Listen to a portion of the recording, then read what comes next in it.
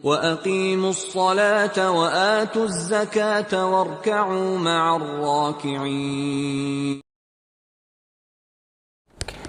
Bismillahirrahmanirrahim. Assalamualaikum warahmatullahi wabarakatuh. Innal hamdalillah nahmaduhu wa nasta'inuhu wa nastaghfiruh wa na'udzu billahi min shururi anfusina wa min sayyiati a'malina. Man yahdihillahu fala mudilla lahu wa man yudlilhu fala hadiya lahu. Asyhadu an la ilaha illallah wahdahu la syarika lah wa asyhadu anna Muhammadan abduhu wa rasuluhu la nabiyya ba'dah. Allahumma salli wa sallim wa barik ala nabiyyina Muhammad wa ala alihi wa ashabihi wa man da'a bi da'watihi wastanna bi sunnatihi ila yaumi liqa'i rabbih, amma ba'd. Alhamdulillah, bersyukur kita kehadirat Allah Subhanahu wa taala. Pada malam ini Allah himpunkan kita di tempat yang mulia ini untuk mengkaji kitab yang paling mulia di atas muka bumi Allah ini. Al-Quranul Karim adalah satu nikmat yang paling besar yang Allah kurniakan kepada kita. Tidak ada nikmat yang paling besar selain Al-Quranul Karim. Kita rasa begitu berharga mungkin usia kita, kita rasa mungkin begitu berharga harta kita, kita rasa mungkin begitu berharga keluarga kita dan nikmat-nikmat yang lain. Tapi ketahuilah bahwa nikmat yang paling besar dalam hidup kita adalah Al-Quran. Tanpa Al-Quran kita akan berada dalam kegelapan. Tanpa Al-Quran kita tidak akan kenal siapa Rabb kita. Tanpa Al-Quran kita tidak akan kenal siapa diri kita. Tanpa Al-Quran kita tidak tahu adab seperti apa. Tanpa Al-Quran kita tidak tahu petunjuk hidup kita ini seperti apa. Maka saat Allah menyebutkan penurunan Al-Quran, itu Allah Ta'ala awali dengan Alhamdulillah. Allah berfirman dalam surah Al-Kahfi, Alhamdulillahilladzi anzala ala abdihil kitab. Segala puji bagi Allah yang menurunkan Al-Quran kepada Rasulullah. Ulama tafsir mengatakan, kenapa ayat itu Allah awali dengan Alhamdulillah sebelum Allah menyebutkan penurunan Al-Quran? Karena Allah ingin menyatakan kepada kita, Al-Quran itu nikmat yang sangat besar, yang semestinya kita bersyukur kepada Allah karena Allah turunkan Al-Quran. Bapak Ibu kaum muslimin muslimat yang dimuliakan Allah, tetapi sangat disayangkan, saya sangat bersyukur ketika Mas menjemput saya untuk menyampaikan kuliah tafsir. Kenapa? Ini satu kelemahan kita. Saya tidak ingin memburukkan siapa-siapa atau memandang rendah, tapi cara kita kajian selama ini itu ceramah umum. Kebanyakannya ceramah umum, yang mana itu hanya membangkitkan ghirah, semangat beragama, tanpa ada kajian yang secara mendalam dan berterusan. Padahal yang kita inginkan adalah ilmu. Kita kalau beribadah harus al-ilmu qabla al-amal. Harus berilmu dulu baru beramal. Tidak boleh kita beramal tiba-tiba tanpa ilmu, merdud. Harus berilmu dulu. Dan pada pandangan saya yang paling penting kita kaji apa? Al-Quran. Tidak ada yang paling penting kita kaji selain Al-Quran. Kenapa? Karena inilah sumber agama kita. Saat Allah menyampaikan Islam ini kepada Rasulullah, apa yang Allah beri? Al-Quranul Karim. Artinya yang paling utama kita kaji itu Al-Quran. Selama ini yang banyak menjadi konsentrasi kita hanya sekedar membaca. Membaca Al-Quran itu tentu bagus, tapi kan Al-Quran itu kitab petunjuk, bukan kitab bacaan saja. Al-Quran itu kitab petunjuk. Allah perintahkan, Rasul perintahkan kita membacanya, bukan sekedar membaca ayat demi ayat itu, tapi bagaimana kita membaca kandungannya juga. Betul, membaca ayat per ayat itu mendatangkan pahala. Nabi mengatakan, man qara'a harfan min kitabillah falahul hasanah wal hasanatu bi asyri amsalha. Siapa yang membaca satu huruf Al-Quran dapat 10 pahala. Tapi kalau kita melihat Al-Quran, bukan itu yang menjadi tujuan utama Al-Quran diturunkan Allah. Apa tujuan Al-Quran utama diturunkan Allah? Dalam surah Shad ayat 29 Allah berfirman, Kitabun anzalnahu ilaika mubarakun liyadabbaru ayatihi waliyatadhakkara ulul albab.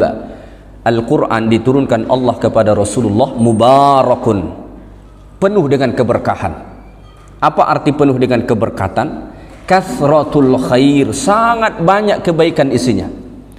Lalu Allah menjelaskan apa tujuannya diturunkan Allah? Liyadabbaru ayatihi, supaya kita tadabbur ayat-ayatnya, supaya kita mengkaji ayat-ayatnya.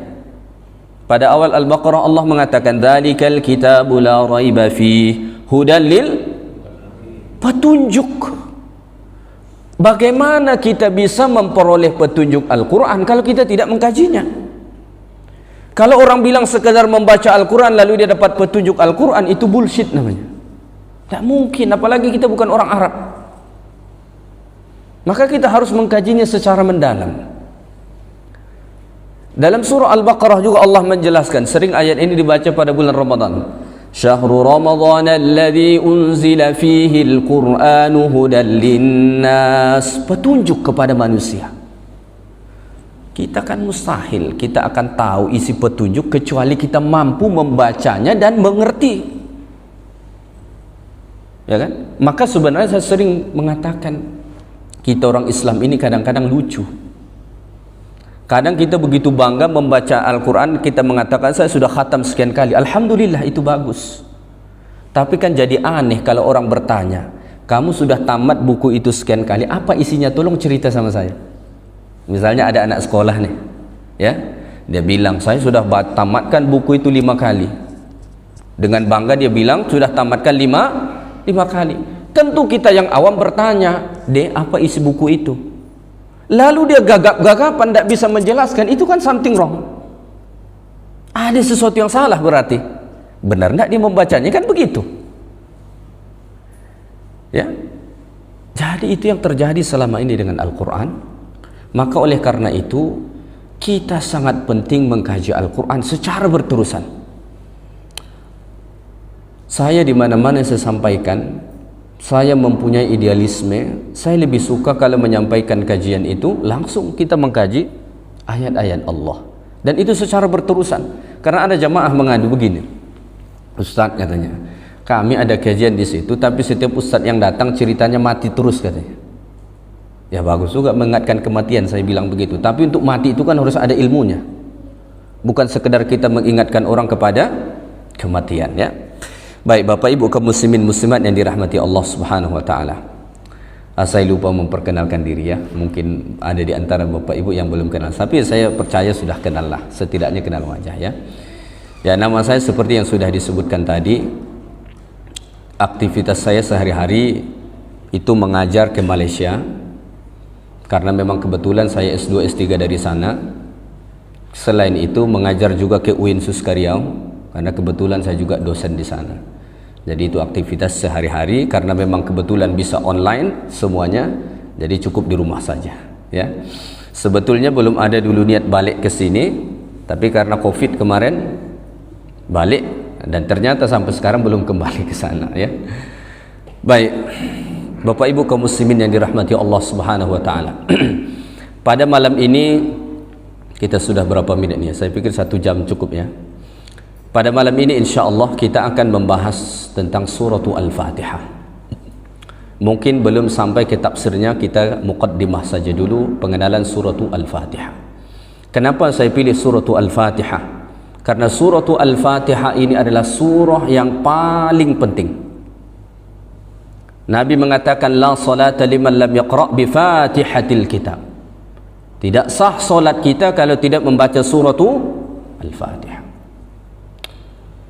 Banyak di antara kita, banyak dalam kalangan kaum muslimin sudah membaca surah Al-Fatihah.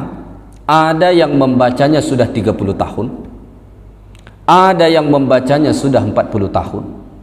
Ada yang sudah membacanya 50 tahun, bahkan 60, 70, tapi tidak tahu apa kandungan suratu Al-Fatihah. Ini sangat miris kita kan. Tiap hari kita baca Alhamdulillahi Rabbil Alamin sampai ghairil maghdubi alaihim waladdallin. Kita baca tiap-tiap hari, tapi tidak paham apa isinya. Apa kandungan suratu Al-Fatihah itu? Jadi kan sesuatu yang sangat miris sebenarnya. Maka kita perlu untuk mengkajinya satu persatu ya. Baik, untuk mempersingkat waktu, saya ingin menyampaikan muqaddimah suratu Al-Fatihah dulu. Yang pertama, suratu Al-Fatihah ini sangat banyak namanya Bapak Ibu. Orang Arab mengatakan kathratul ism, banyaknya nama suatu benda itu menunjukkan dia sesuatu yang sangat mulia. Orang kalau namanya banyak, profesor, doktor, haji, sekian, biasanya dia itu orang yang ada kedudukan. Kalau kita melihat nama raja, seperti di Malaysia itu kan mereka menggunakan sistem kerajaan. Itu nama rajanya 3 baris. Ke bawah Duli Yang Maha Mulia, yang di Pertuan Agung, sekian, sampai 3 baris. Surah Al-Fatihah ini adalah surah yang paling banyak namanya. Surah yang paling banyak namanya menunjukkan bahwa ini adalah surah yang paling agung. Maka dalam hadis Nabi sallallahu alaihi wasallam dikatakan suratul Fatihah ini adalah a'zamus surah. Surah yang paling agung dari semua surah. Tidak berarti ada surah yang tidak agung. Tidak berarti ada surah yang tidak mulia. Tetapi ini adalah a'zamus surah, surah yang paling agung. Sama halnya ayatul kursi merupakan ayat yang paling agung dari seluruh ayat-ayat Al-Quran. Baik, apa saja nama suratul Al-Fatihah ini? Yang pertama, Fatihatul Kitab. Disebut namanya suratu Fatihatu Al-Kitab. Apa arti Fatihatu Al-Kitab atau Al-Fatihah? Kita kan sering, mari sama-sama kita membaca surah Al-Fatihah. Apa maksud Al-Fatihah? Al-Fatihah itu artinya pembuka. Berasal dari kata Fatihah. Fatihah artinya adalah pembuka. Kenapa surah ini disebut dengan suratu Al-Fatihah? Karena Allah membuka Al-Quran dengan suratu Al-Fatihah ini. Dari 114 surah yang Allah turunkan kepada kita umat manusia sebagai petunjuk sampai ke akhir zaman, Allah awali dengan suratu Al-Fatihah. Maka surah Al-Fatihah itu disebut dengan Al-Fatihah karena dia sebagai pembuka, kunci untuk menjelaskan 113 surah yang lainnya. Mungkin muncul pertanyaan, apakah surah Al-Fatihah surah yang pertama diturunkan? Surah apa yang pertama diturunkan Bapak Ibu? Surah Al-Alaq. Tapi dalam Al-Quran yang pertama adalah surah Al-Fatihah. Kenapa begitu? Apakah ini terjadi suatu kesalahan? Jawabannya tidak, ya. Karena peletakan surah-surah dalam Al-Quran itu bahasa Arabnya amrun tauqifi. Itu ketetapan yang sudah datang dari Allah. Jadi saat Jibril alaihi salam diamanahkan Allah untuk menyampaikan Al-Quran kepada Rasulullah, Allah bukan sekadar menyampaikan ayat per ayat, tetapi Allah juga beritahu kepada Jibril, wahai Jibril, nanti sampaikan kepada Muhammad sallallahu alaihi wasallam supaya ayat ini, surah ini diletak di sini, di sini, di sini. Jadi peletakan dia itu pun adalah wahyu minallahi ta'ala, bukan campur tangan Nabi Muhammad SAW, apalagi sahabat-sahabat Rasulullah sallallahu alaihi wasallam. Maka kalau kita melihat dari tertibun nuzul penurunan surah Al-Fatihah ini kepada Rasulullah, itu menurut ulama-ulama kita sebenarnya ini adalah surah yang kelima diturunkan kepada Rasulullah sallallahu alaihi wasallam, tetapi diletak sebagai pembuka kepada seluruh Al-Quranul Karim karena memang kandungannya mengandungi seluruh kandungan Al-Quran. Nanti saya akan jelaskan, ya. Baik, itu nama yang pertama. Nama yang kedua dan yang ketiga disebut dengan Ummul Quran ataupun Ummul Kitab. Ini kita sering dengar kan? Apa artinya ini? Kalau kita terjemah secara bahasa, ibu Al-Quran, induk Al-Quran, induk kitab Al-Quran. Kenapa disebut dia sebagai induk? Induk ini biasa dialah yang melahirkan. Ibu biasa dia yang melahirkan. Kita sebut induk ayam inilah yang menetas. Dia menetaskan telurnya sehingga kan lahir anak. Al-Fatihah ini disebut sebagai Ummul Kitab ataupun Ummul Quran karena posisinya seperti induk untuk 113 surah yang lain. Maka seperti yang sudah saya sampaikan tadi dan mungkin sering kita dengar, dalam surah Al-Fatihah itu sudah terkandung seluruh kandungan Al-Quran, tetapi secara mujmal, secara global, tidak secara terperinci. Perinciannya nanti di mana? Pada surah-surah yang lain. Apa saja kandungan Al-Quran secara keseluruhan? Yang pertama, tauhidullah, mentauhidkan Allah subhanahu wa ta'ala. Terutama surah-surah Makkiyah itu kebanyakannya berbicara tentang isu tauhid. Karena 13 tahun Rasulullah di Makkah, fokus dakwah Nabi itu tauhid. Ya, fokus dakwah Nabi tauhid. Itu kandungan pertama. Apakah itu ada dalam surah Al-Fatihah? Ada. Bismillahirrahmanirrahim. Alhamdulillahi rabbil alamin. Ar-Rahmanirrahim. Itu nilai tauhid. Ada di situ dalam suratul Fatihah, ada tauhid uluhiyah, ada tauhid rububiyah, ada tauhid asma wa sifat. Lengkap di situ. Perinciannya nanti di mana? Dalam ayat-ayat yang lain. Itu induk pertama. Apalagi yang dibicarakan dalam Al-Quran, banyak menyentuh tentang kehidupan akhirat. Betul tidak? Kehidupan akhirat itu ada yaumul ba'ats, saat kita dibangkitkan, ada yaumul hisab, ada mizan, ada syurga, ada neraka. Mana kandungannya dalam suratul Fatihah? Maliki yaumiddin, yang menguasai hari pembalasan. Jadi kandungannya secara global itu sudah disebut di situ. Apalagi kandungan Al-Quran, ayat-ayat tentang ibadah, tentang ketundukan kepada Allah, ketundukan kepada hukum hakam Allah subhanahu wa ta'ala. Mana dalam Al-Quran? Iyyaka na'budu wa iyyaka nasta'in. Itu mengandungi seluruh syariat. Karena saat kita menjalankan syariat, salat, puasa, zakat, haji dan lain-lain, itu semua masuk di bawah iyyaka na'budu wa iyyaka nasta'in. Sudah di situ. Apalagi kandungan Al-Quran? Kandungan Al-Quran itu antaranya kisah-kisah. Maka sangat banyak kita menemukan kisah dalam Al-Quran, kan? Ada kisah Nabi Adam, kisah Nabi, banyak sekali. Allah mengatakan dalam Al-Quran, nahnu naqussu alayka ahsanal qasasi bima awhayna ilaika hadzal Qur'an. Atau dalam ayat yang lain Allah menjelaskan, kami ceritakan kisah ini kepada Muhammad supaya ia menjadi ibrah, menjadi pengajaran untuk kamu. Apakah ada kisah dalam Al-Quran, dalam suratul Fatihah? Ada. Oh, mana itu? Nah, makanya kita perlu faham ayat per ayat itu. Ihdinas siratal mustaqim, tunjukilah kami ke jalan yang lurus. Apa itu jalan yang lurus? Siratal ladzina an'amta 'alaihim ghairil maghdubi 'alaihim waladdallin. Itulah jalan orang-orang yang telah engkau beri nikmat kepada mereka. Siapa itu?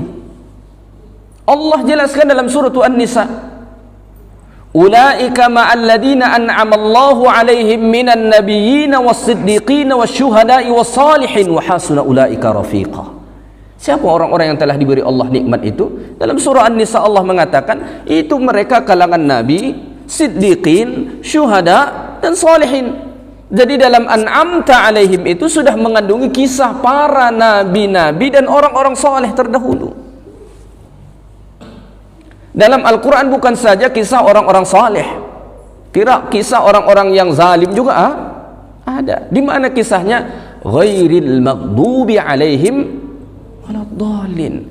Bukan jalan orang-orang yang engkau murkai dan yang sesat. Siapa mereka itu? Termasuk kalangan Yahudi dan Nasrani.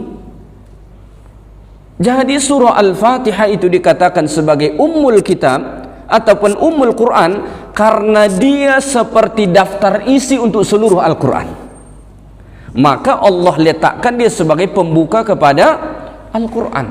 Maka saat orang betul-betul memahami Al-Quran, memahami suratul Fatihah, saat dia membaca surah Al-Fatihah, semestinya dia sudah membayangkan apa sih yang akan dibaca nanti. Ibarat kita kan, kalau kita beli buku, tidak mungkin kita baca semua kan. Apa yang biasa kita cari? Daftar isi kan? Buka daftar, oh menarik, kita beli, nanti baru kita baca. Al-Fatihah itu begitu dia. Maka Al-Fatihah itu a'zam surah, surah yang paling agung. Disebut sebagai Ummul Kitab dan Ummul Quran karena memang mengandungi di situ, Masya Allah. Tapi sayang, seribu sayang, ada yang diantara kaum muslimin sudah membacanya berpuluh-puluh tahun tetapi tidak tahu. Alhamdulillah, Allah rezekikan kita bersama Al-Quran, mengkaji Al-Quran. Ini satu tanda kebaikan Bapak Ibu, ya. Jadi saat Allah beri kita taufik untuk mengkaji Al-Quran, ini satu tanda kebaikan, satu isyarat kebaikan dari Allah. Nabi SAW bersabda, "Ma yuridillahu bihi khairan yufaqihu fid din." Siapa yang Allah inginkan dia jadi orang baik, langkah pertama itu Allah buat dia faham agama. Allah buat dia faham agama, itu langkah pertama. Bagaimana kita faham agama? Allah dekatkan kita ke majelis ilmu yang mengajarkan ilmu agama Allah, dan ilmu agama paling tinggi itu Al-Quran. Siapa yang mendekatkan dirinya dengan Al-Quran, itu artinya dia telah mendekatkan dirinya kepada kebenaran yang hakiki. Allah mengatakan dalam surah Al-Isra, "Inna hadzal Qur'an yahdi lillati hiya aqwam." Sesungguhnya Al-Quran ini memberi petunjuk kepada jalan yang paling benar. Artinya saat kita bersama Al-Quran, itu kita sedang didekatkan Allah dengan jalan yang paling benar. Mafhum mukhalafahnya, saat kita menjauh dari Al-Quran, itu artinya kita begitu dekat dengan jalan kesesatan, lawan dari jalan petunjuk. Bapak Ibu yang dimuliakan Allah, apalagi nama suratul Fatihah ini, antara namanya adalah As-Sab'ul Mathani, 7 ayat yang dibaca secara berulang-ulang. Allah berfirman dalam surah Al-Hijr, "Wa laqad atainaka sab'an minal mathani." Sesungguhnya kami telah beri kepada engkau wahai Muhammad 7 ayat yang dibaca secara berulang-ulang. Suratul Fatihah ini satu-satunya surah yang Allah perintahkan kita baca berulang kali. Dan Masya Allah, ini mukjizat Al-Quran, tak pernah bosan. Pernah tak bosan baca suratul Fatihah? Pernah bosan, Bu? Tak pernah. Tak pernah kita bosan. Ini mukjizat Al-Quran. Bayangkan kalau ini bait-bait puisi atau pantun, bosan tak kira-kira kita? Bosan lah. Walaupun ada orang bilang, oh itu puisi pantun favorit saya, tidak akan dia baca 17 kali sehari semalam. Tidak akan.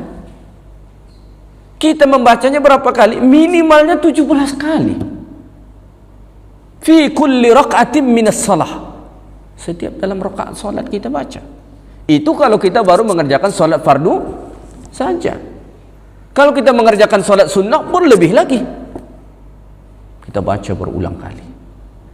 Berdasarkan ayat itu jugalah ulama itu sepakat jumlah surah Al-Fatihah itu, jumlah ayat surah Al-Fatihah itu 7. Walaupun nanti terjadi perbedaan mana yang 7 itu. Nanti insya Allah kita akan bahaskan. Dan itulah nanti yang menjadi sebab ada kaum muslimin yang tidak membaca bismillah dan ada yang membaca bismillah. Nanti kita akan jelaskan hadis-hadis dia supaya jangan sampai bergaduh. Ya, jadi masalah bismillah pun kadang-kadang sampai bergaduh. Tak, ini perkara yang khilaf mu'tabarah. Ada hadis-hadisnya. Nanti insyaallah kita akan bahaskan ya. Baik, nama seterusnya apa lagi?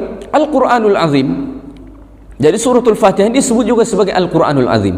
Wa laqad atainaka sab'an minal mathani wal Qur'an al-Azim. Disebut juga sebagai Al-Qur'an al-Azim. Kenapa? Karena tadi dia ini mengandungi surah surah keseluruhan Al-Qur'an.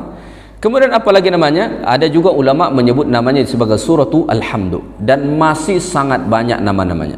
Imam Al-Qurtubi rahimahullah mengatakan Nama surah Al-Fatihah ini kalau kita kumpulkan semuanya itu melebihi 20 nama. Oh, panjang betul kalau 20 nama kan. So itulah sebagai pertanda betapa mulianya surah Al-Fatihah. Okey, dah berapa minit kita? Mas, hitung. Tak hitung. Wah, nanti saya kelamaan ini. Jam berapa kita berhenti? Sekarang ni sudah jam 8:10. Ya, sekitar 20 minit lagi lah ya. Ya. Baik. Saya ingin menyampaikan tentang kemuliaan surah Al-Fatihah supaya kita tahu betapa mulianya surah Al-Fatihah. Kemuliaan yang pertama, surah ini satu-satunya surah yang menentukan sah atau tidaknya solat kita. Luar biasa spesial. Allah menurunkan 114 surah, tapi yang Allah pilih sebagai penentu sah atau tidaknya solat kita surah Al-Fatihah. Kalau kita buat analogi begini, ada 114 orang, satu-satunya yang dipilih kita atau misalnya orang lain, itu menunjukkan yang dipilih itu mulia atau tidak? Oh, mulia lah. Maka Nabi mengatakan dalam hadis, la salata liman lam yaqra' bi Fatihatil kitab. Tidak sah salat kalau tidak membaca surah Al-Fatihah. Maka kita wajib baca. Kecuali, ada kecualian dia. Kecuali kapan? Misalnya kita datang masbuk, imam sudah Allahu Akbar ruku'. Apa yang kita lakukan? Takbir Allahu Akbar dan terus ruku'. Oh, tak membaca Al-Fatihah? Tidak. Apakah sah solatnya? Sah. Kenapa? Qiraatul imam, qiraatul ma'mum. Bacaan imam itu sudah mengkafir bacaan makmum. Jadi jangan lagi baca Al-Fatihah. Kalau kita baca Al-Fatihah, kita akan terlambat. Tidak dapat kita satu rakaat dengan imam. Hitungan kita dapat atau tidak satu rakaat dengan imam, apakah kita ikut bersama-sama ruku' dengan imam atau tidak? Maka rakaat itu asal katanya sama dengan ruku'. Maka pertanda kita dapat satu rakaat dengan imam atau tidak kalau kita dapat sama-sama ruku' dengan imam. Tetapi dalam kondisi yang umum wajib kita baca surah Al-Fatihah. Ini kemuliaan yang pertama. Kemuliaan yang kedua tentang surah Al-Fatihah ini, seperti mana tadi sudah saya sampaikan dalam hadis Sa'id bin Ma'alla, Nabi mengatakan, ala u'allimuka a'zama suratin fil Quran. Surah Al-Fatihah ini adalah sebagai surah yang paling agung. Tadi saya sudah sampaikan. Kemuliaan yang seterusnya, Nabi mengatakan bahwa surah Al-Fatihah ini adalah nur, cahaya. Hadis yang sahih daripada Ibnu Abbas radhiyallahu taala anhuma. Kata beliau, bainama Jibrilun qa'idun 'inda an-nabiy sallallahu alaihi wasallam sami'a naqidan min fawqihi. Suatu ketika Jibril duduk di samping Nabi.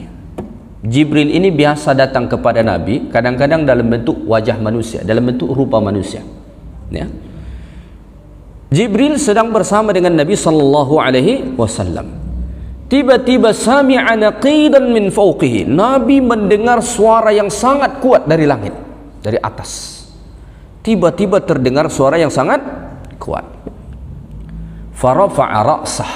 Lalu Nabi pun angkat kepala dan melihat ke atas. Faqala, lalu saat itu Jibril mengatakan kepada Rasulullah, hadza babum minas sama' futihal yaum. Suara yang engkau dengar tadi itu, hai Muhammad, itu suara pintu langit yang baru dibuka hari ini. Lam yuftah qattun illa al-yaum, tak pernah dibuka sebelum ini. Dari sejak dicipta Allah langit sampai ke hari itu tak pernah dibuka pintu yang satu itu.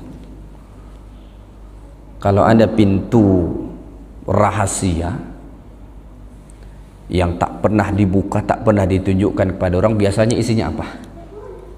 Isinya biasanya barang berharga. Iya kan? Berangkas sering tak kita buka-buka di depan orang? Tidak sering. Kenapa? Ya isinya duit, surat-surat berharga.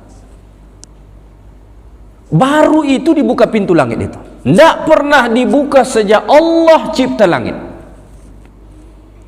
Itu kata Jibril. Kenapa Jibril tahu? Jibril ini tinggalnya di langit. Malaikat itu kan tinggalnya di langit. Tentu dia tahu. Fanazala minhu malak.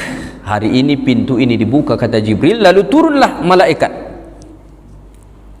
Faqala, lalu Jibril mengatakan, hadza malakun nazala ilal ardi lam yanzil qattun illa al-yawm. Malaikat yang turun ini dari langit baru kali ini turun, tak pernah turun sebelum ini.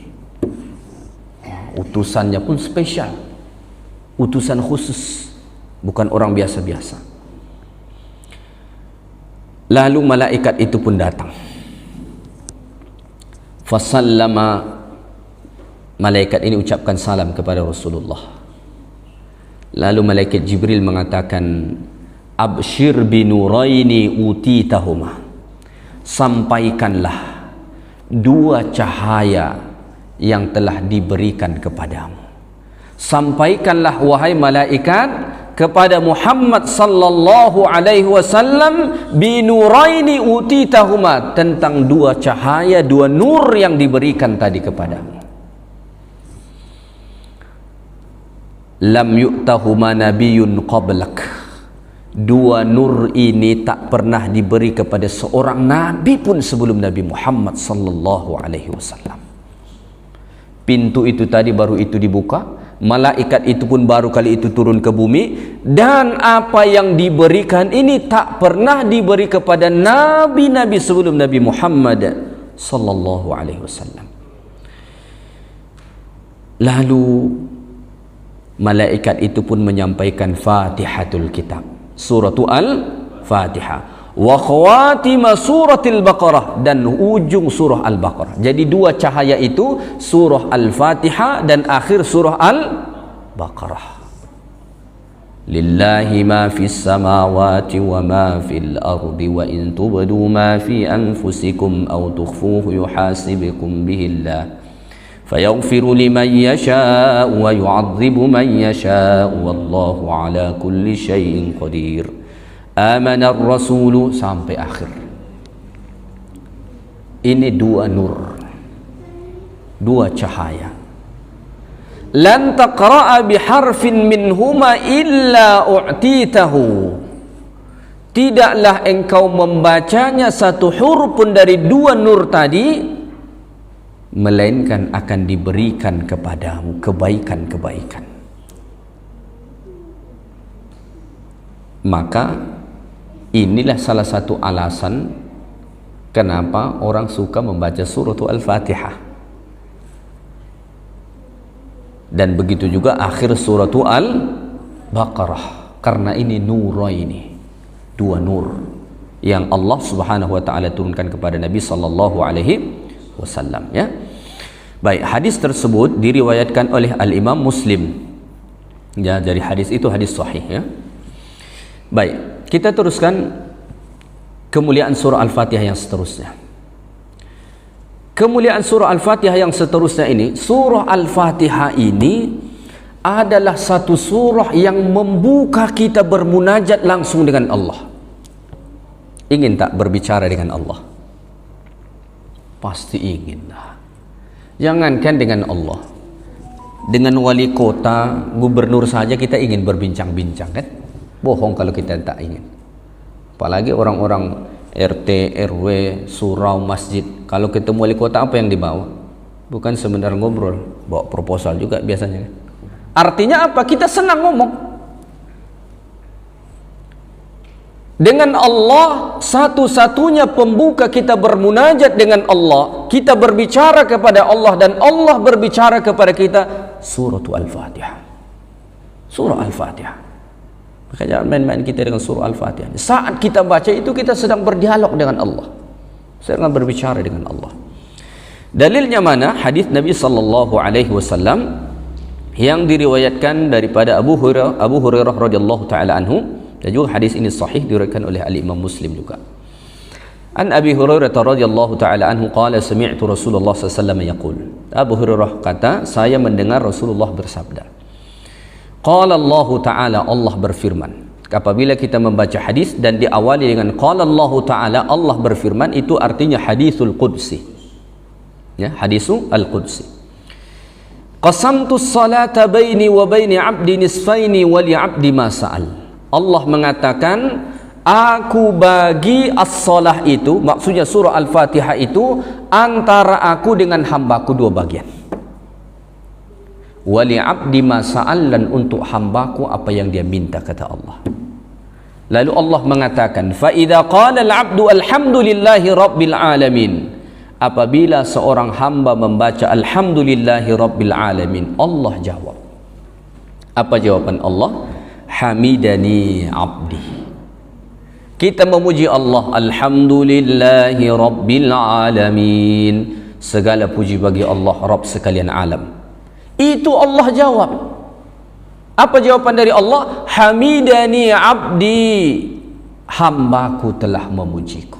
Artinya terjadi pembicaraan antara kita dengan Allah subhanahu wa ta'ala. Ya.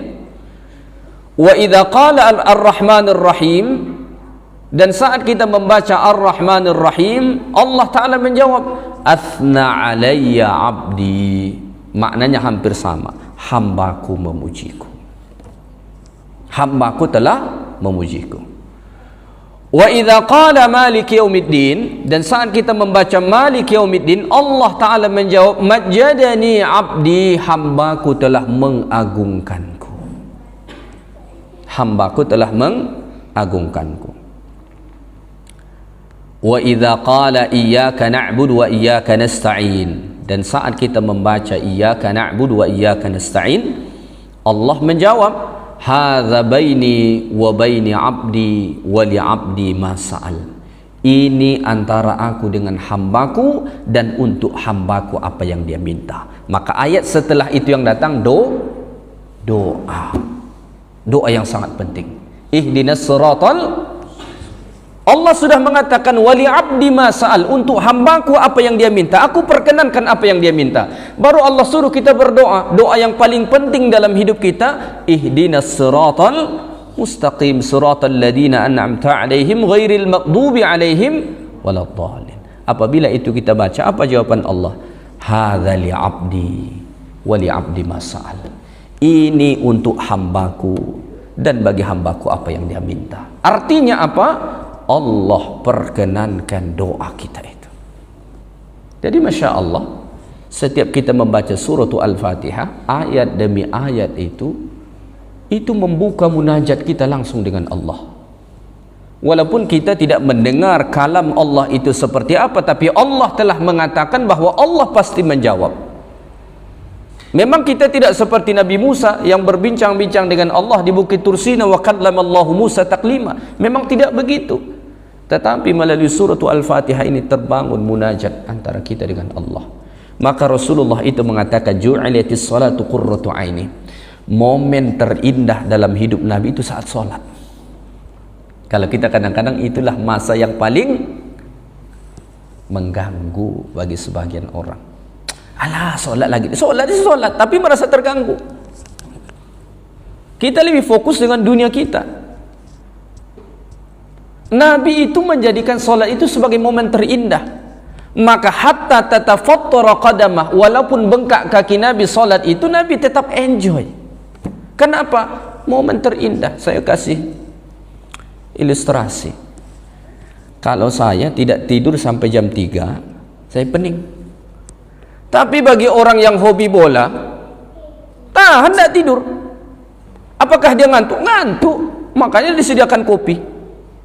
Kenapa dia tahan, menikmati, enjoy dengan itu? Suka sama bola tuh, ya kan? Suka sama bola itu, maka dia sanggup.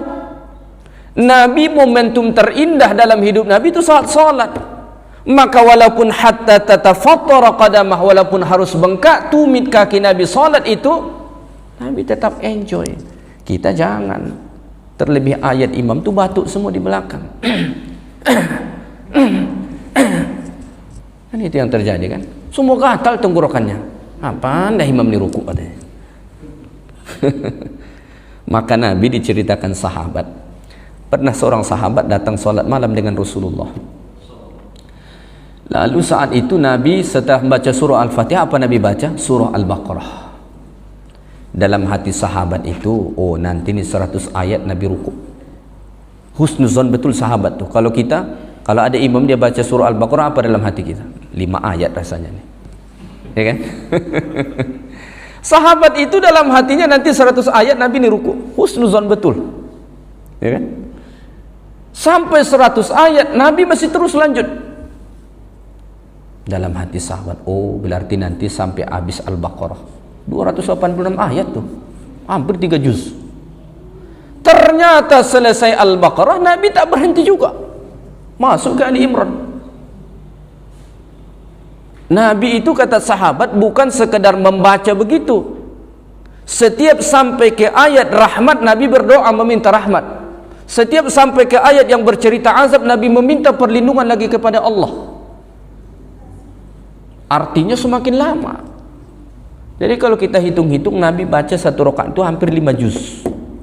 Kalau kita apa yang terjadi itu? Tinggal imam seorang. Dan besok pengurus akan pecat. Sudah jemaah tak berkenan Pak Ustaz. Walaupun Pak Ustaz hafiz Al-Quran tapi jemaah tak berkenan. Mengapa? Maklumlah jemaah ni orang-orang tua, mereka tak biasa lama-lama.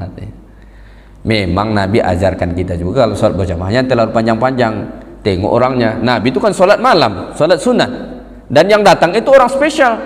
Kalau sholat maghrib jangan pula kita hantam begitu. Oh Nabi sampai begitu? Jangan. Nabi itu pernah ingatkan sahabat. Nabi pernah memendekkan sholat karena Nabi mendengar anak menangis di belakang, dan Nabi tahu ibunya sholat di belakang Nabi. Artinya kita harus bertenggang rasa juga. Jangan karena kita hafiz Al-Quran kita hantam setengah juz satu rakaat. Ada orang-orang yang ada keperluan, ada orang-orang yang sudah uzur, mereka tidak bisa lama-lama. Tapi kalau saat sholat sunat, oh hajarlah, karena yang datang itu pilihan kan. Yang datang itu pilihan. Kalau di sini Ramadan biasa ayatnya apa yang dibaca? At-Takasur berlangganan dengan Al-Ikhlas.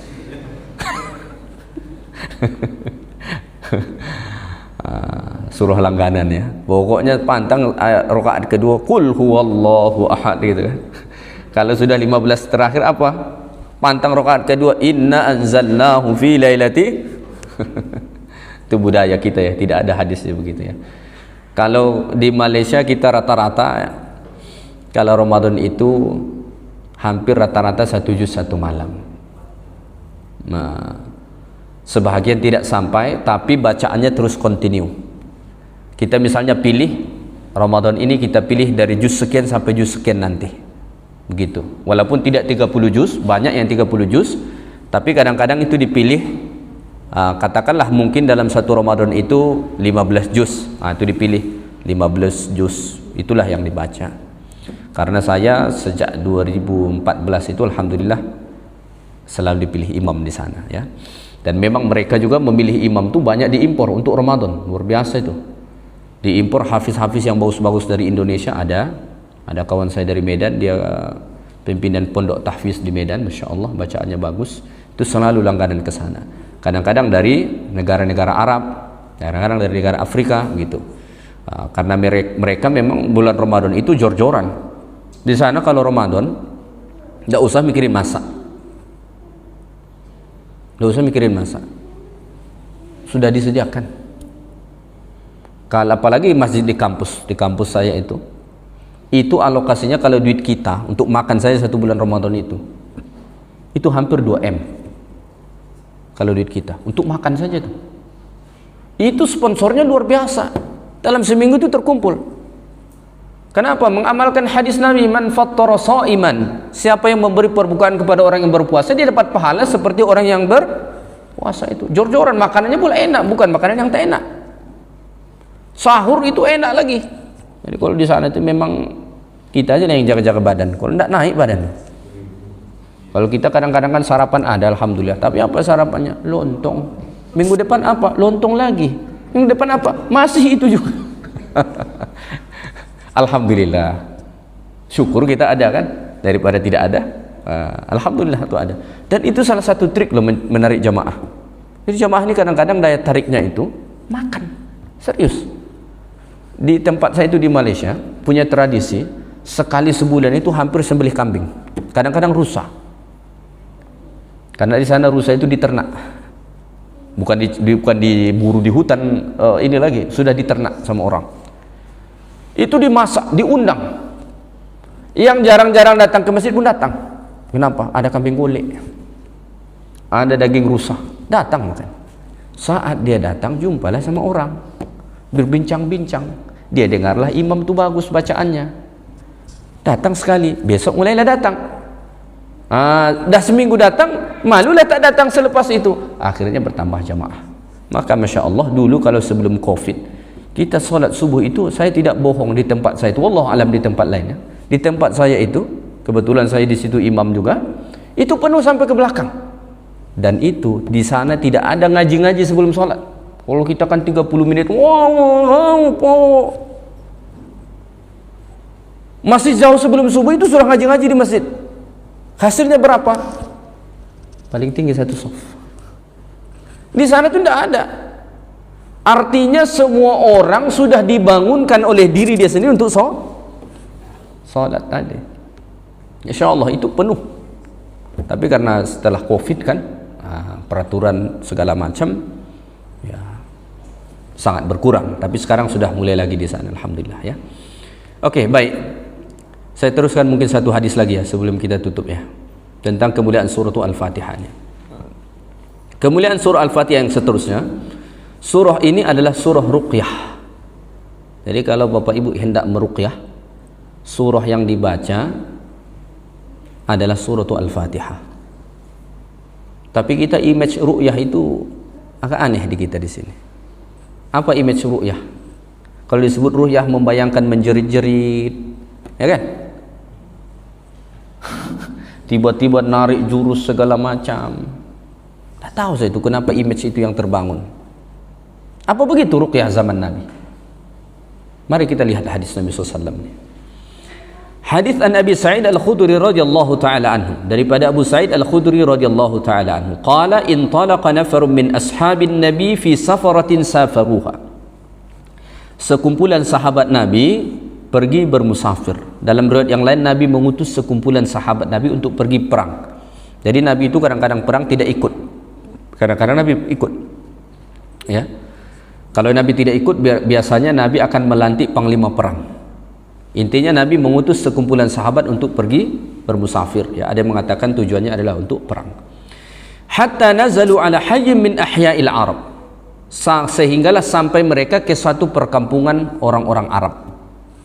Zaman dulu kalau musafir itu mengharapkan kampung-kampung yang di pinggir jalan. Kenapa? Belum ada restoran, belum ada nasi padang. Sekarang ini kalau kita haus lapar, banyak kedai-kedai pinggir jalan kan. Zaman dulu itu tidak ada. Jadi dahulu itu mentradisi, kalau kita sedang musafir, habis bekal kita, penduduk kampung itu membantu. Maka salah satu asnaf zakat itu apa? Ibnu Sabil. Ibnu Sabil itu apa? Orang bermusafir. Karena zaman dulu musafir itu memang susah. Beda sama sekarang, kan? Kalau sekarang ini kita mudah naik mobil, naik motor, naik apa kan? Mudah. Zaman dulu berbeda. Ya. Jadi mereka pun singgahlah di satu perkampungan, fastadhafuhum, lalu mereka pun bertamulah ke penduduk kampung itu. Tradisinya zaman dulu kalau datang orang bermusafir itu dijamu. Ya. Kisah ini kisah yang hampir sama ini dalam surah Al-Kahfi, nanti ada Allah Ta'ala sebut. Kisah Nabi Musa dengan Khidir, ya. Ketika mereka sampai ke suatu kampung, mereka meminta dijamu juga, tapi penduduk kampung itu tidak mau, ya. Fa'abau ayyudayyifuhum, penduduk kampung itu tidak mau menjamu mereka, tak mau beri makan, tak mau beri minum. Padahal mereka sudah habis bekalan. Lalu para sahabat ini pun meneruskan perjalanan. Faludigha sayyidu dzalikal hayy, rupa-rupanya kepala desa kampung itu dipatu ular ataupun kalajengking yang seumpamanya lah, yang berbisa, ya. Tidak lama setelah sahabat meninggalkan kampung itu, kepala desa lah kalau sekarang kita sebut, ketua kampung itu digigit oleh binatang berbisa, ya. Kemudian fasa'au lahu bikulli syai'in, penduduk kampung itu pun cobalah berbagai macam obat untuk mengubati kepala desa ni. Ya. Lam yanfa'uhu syai'un. Tak memberi manfaat apa-apa, tak sembuh. Ya. Faqala ba'duhum, maka sebahagian penduduk kampung itu bilang, "Lau ataituhum haula'ir rahtu alladhi nazalu." Cobalah kamu kejar kembali sekumpulan orang yang tadi yang singgah di sini. Mana tahu ada di antara mereka yang pandai. Karena mereka sudah coba untuk mengobati tak sembuh. Ya kan? Lalu singkat cerita dikejarlah sahabat, sekumpulan sahabat tadi yang pergi itu. Lalu mereka mengatakan, "Inna sayyidana ludhiqa." Sesungguhnya ketua kampung kami, kepala desa kami baru saja disengat oleh binatang berbisa. Wa sa'aina lahu bi kulli syai'in la yanfa'uhu, dan kami sudah mencoba berbagai hal untuk mengobatinya tapi tidak bermanfaat. Fahal 'inda ahadin minkum min syai'? Apakah ada salah seorang di antara kamu yang pandai? Ditanya sekumpulan, ada enggak yang bisa di antara kalian ni? Zaman dulu klinik belum ada. Dalam zaman dulu pengobatan itu ruqyah. Maka dalam surah Al-Qiyamah Allah mengatakan,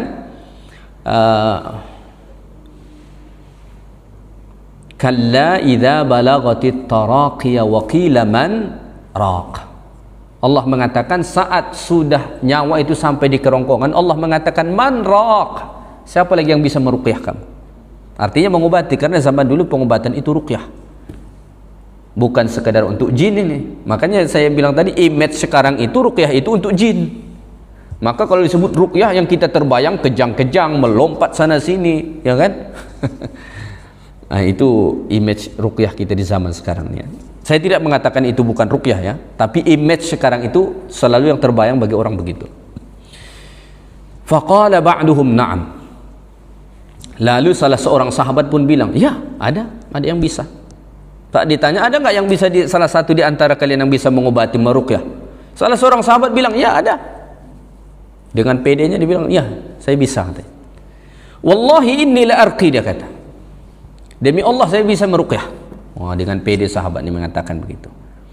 Tapi dia bilang, walakinna wallahi laqad istadafanakum falam tudayyifuna. Tapi kan tadi kami bertamu kepada kalian tidak mau menjamu kami. Jadi ini no free lunch lain. Tidak ada makan siang yang gratis. Tadi kami bertamu, kalian tak mau, sekarang kalian butuh datang. Maka ini bukan gratisan, begitulah bahasanya ya. Ini bukan gratisan ini katanya. Fama ana biraqin lakum hatta taj'aluna lahu ju'lan. Maka dia bilang, nanti kalau aku ruqyah ketua kampung kalian tuh, kalian harus bagi upah, ganjaran. Maka singkat cerita, bersepakatlah mereka untuk memberikan beberapa ekor kambing. Dalam suatu riwayat dikatakan sampai 40 ekor kambing. Banyak betul, ya kan? Jadi singkat cerita sepakat. Pergilah balik ke kampung yang tadi dan menjumpai ketua kampung yang disengat ular berbisa ataupun hewan berbisa tadi. Fantalaqa yatsfulu alaihi wa yaqra alhamdulillahi rabbil alamin faka'annama nashita min iqal fantalaqa yamshi wa ma bihi qalabah. Maka datanglah sahabat tadi, dia meludah, kemudian dia oleskan ke bagian yang dipatuk ular, kalau ular itu atau hewan berbisa tadi itu, kemudian dia membacakan alhamdulillahi rabbil alamin, surah Al-Fatihah maksudnya. Tiba-tiba ketua kampung itu langsung sembuh, seolah-olah tak pernah sakit, langsung bangkit berjalan, padahal semua tak bisa berjalan, langsung bangkit berdiri berjalan, sembuh langsung. Akhirnya mereka pun fa'aufuhum ju'lahum alladhi salahu alaihim, maka penduduk kampung itu pun memenuhi perjanjian tadi, akan memberikan beberapa ekor kambing. Kemudian faqala baqtuhum, berkatalah sebagian mereka, iqsimu, bagi-bagilah kambingnya. Faqala alladhi raqi, maka sahabat yang meruqyah tadi itu bilang, la taf'alu hatta na'tiyana an-nabi sallallahu alaihi wasallam. Jangan coba-coba dulu sentuh kambing ini sehingga akan kita jumpa dengan Nabi dulu. Karena Nabi tak pernah ajarkan cara ini. Begitu berhati-hati sahabat. Jadi sahabat itu kalau terlanjur melakukan sesuatu yang tidak ada panduan dari Nabi, rujuk dulu ke Nabi. Tidak mau sahabat itu melakukan sesuatu yang tak diajarkan. Begitu berhati-hati sahabat ni. Balik dulu ke Nabi, jangan dulu sentuh-sentuh kambing ni, jangan dulu sembelih. Kita balik ke Nabi dulu, lalu kita ceritakan dulu ke Nabi, nanti bagaimana pandangan Rasulullah, baru kita lakukan. Kata sahabat yang meruqyah ni. Singkat cerita, datanglah mereka ke Rasulullah. Faqadimu ala Rasulillah fadzakarulah. Mereka pun datang balik kembali ke Madinah, cerita kepada Nabi, sebutkanlah kronologinya seperti apa. Faqala, lalu Nabi bertanya kepada sahabat yang meruqyah tadi, wa ma yudrika annaha ruqyah. Dari mana kamu tahu bahwa surah Al-Fatihah itu surah ruqyah? Artinya sebelumnya Nabi tidak pernah ajarkan. Tapi atas inisiatif sahabat ini dia lakukan dan Masya Allah sembuh. Maka setelah mereka kembali, Nabi tanya, wa ma yudrika annaha ruqyah. Dari mana kamu tahu bahwa surah itu surah meruqyah? Nabi kata. Ya. Akhirnya dia menjawab. Dia dalam suatu riwayat dikatakan dia seperti mendengar ada bisikan ke dia datang atau seperti apa begitu. Intinya Nabi SAW membenarkan. Ini yang disebut dengan hadis takriri. Jadi hadis itu ada 3 jenis. Ada hadis qauli, ada hadis fi'li, ada hadis takriri. Kalau hadis qauli, Nabi langsung ucapkan, innamal a'malu binniyat wa innamal likulli imri'in ma nawa. Nabi sebut langsung. Itu disebut hadis qauli. Ada jenis yang kedua disebut hadis fi'li. Nabi tidak mengucapkan tapi Nabi melakukan. Nabi suruh contoh. Misalnya salat, sallu kama ra'aitumuni usalli. Salat kamu seperti mana kamu melihat aku salat. Artinya kita mencontoh perbuatan Nabi. Yang ketiga disebut hadis takriri. Nabi tidak melakukan, Nabi juga tidak menyampaikan, tapi sahabat melakukan, Nabi akui. Misalkan memakan dop, biawak gurun pasir. Sahabat-sahabat makan biawak gurun pasir, bukan biawak kita yang di sini ya. Nanti ustaz tu bilang halal biawak, tangkap pula di selokan tu biawak. Bukan itu ya. Ini dop nama dia. Mudahnya kita faham, kata para ulama, seperti biawak lah di kita, tapi biawak yang hidup di padang pasir sana. Itu sahabat, mereka punya tradisi makan itu. Dan Nabi lihat, Nabi tahu, Nabi tak larang mereka. Mereka tawarkan kepada Nabi, Nabi tidak mau. Dan Nabi tidak melarang, artinya itu halal. Ini disebut dengan hadis takriri. Nabi tidak lakukan, Nabi tidak suruh, sahabat buat, Nabi saksikan, Nabi tidak menghalanginya. Itu disebut hadis takriri. Maka itu halal. Disebut dalam satu riwayat, kenapa Nabi tidak makan? Nabi bilang, saya merasa geli melihat dop itu, Nabi kata. Tapi sahabat yang berselera, mereka makan. Karena kan sahabat itu juga hadir dari berbagai kultur. Sama juga dengan kita kan. Ada kadang-kadang daerah-daerah tertentu yang makanannya kita sama sekali tak makan kan. Bukan berarti itu haram. Saya dulu pernah diundang ke Sarawak. Kalau tahu Sarawak tuh Malaysia perbatasan dengan Kalimantan tuh. Itu jauh tuh kalau dari Kuala Lumpur ya. Lebih jauh ke sana daripada ke sini. Kalau ke sini tuh nak sampai 1 jam naik pesawat kita dari KL tuh udah sampai 1 jam lah. Kalau ke sana itu hampir-hampir 3 jam. Ya, karena di perbatasan sama Kalimantan. Di sana mereka punya tradisi itu apa kalau kita di sini? Cumi apa ya? Bukan cumi ya. Gurita ya, iya. Itu dipotong-potong saja begitu. Kemudian entah dikasih bumbu apa. Kata mereka itu enak. Enak nih Ustaz, makanlah. Saya cicip sedikit hampir muntah. Jadi kadang-kadang makanan itu halal tapi tidak biasa dengan kita kan? Begitu juga Nabi. Dop itu sahabat makan, Nabi tidak makan. Itu disebut hadis takriri. Ini pun takriri. Sahabat yang melakukan. Tapi dikonfirmasi ke Nabi dan Nabi tidak menyalahkannya. Ini disebut hadis takriri.